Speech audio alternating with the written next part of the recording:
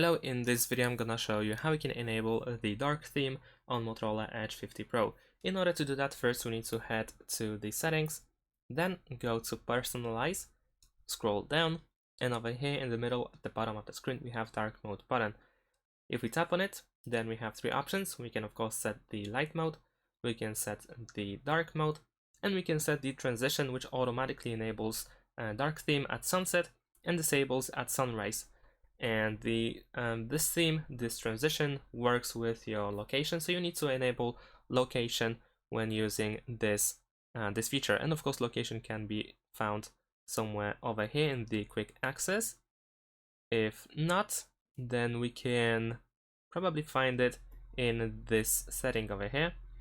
So let's take a look. There we go. We have location here, so we can drag it and drop it over there somewhere. Let's say I'm gonna move it here. And then if we go back, we should be able to find the location here.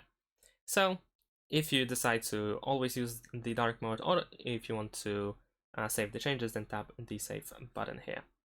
And that's it. Thanks for watching. Leave a like and subscribe to my channel, and see you in my next videos. Bye.